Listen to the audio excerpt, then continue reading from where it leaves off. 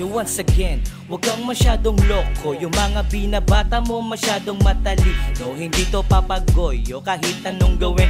Isang mamang palaban, yung utak sabaw pa din.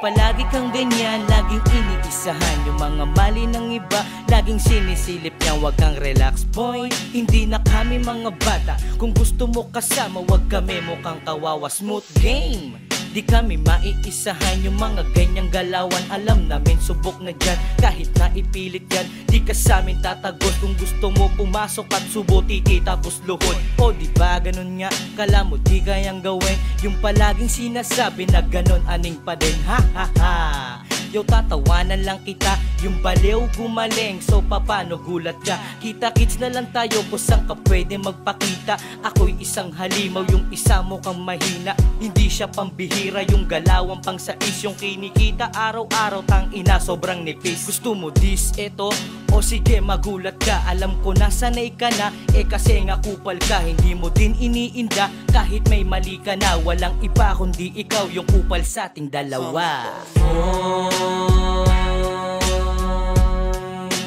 Wag ka masyadong relax, relax, relax.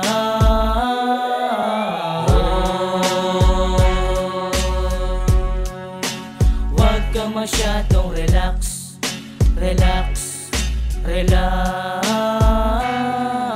Siya daw yung pasimuno, yung bobong namumuno. Kapag naghulihan siya paring mismo nagtuturo. Ang galing, kala mo daming parating. Isang bobong madaya, yung feeling niya siya magaling. Walang dating, yung utak niya pang isip bata. Nilalamon ng kaba, lahat sila puro dagana. Sa amin di na yang gagana, kahit na ipilit mo. Sa amin wala ka ng dating, yan dapat isipin mo.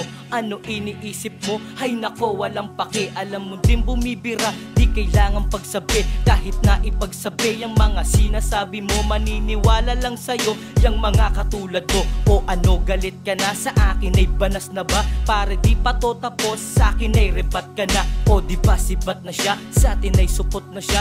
Ganyan talaga pag kupal, umiiwas yang bigla. Ha ha ha.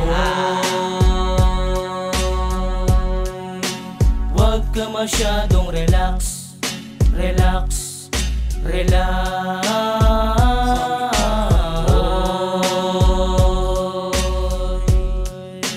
Wag ka masyadong relax, relax, relax.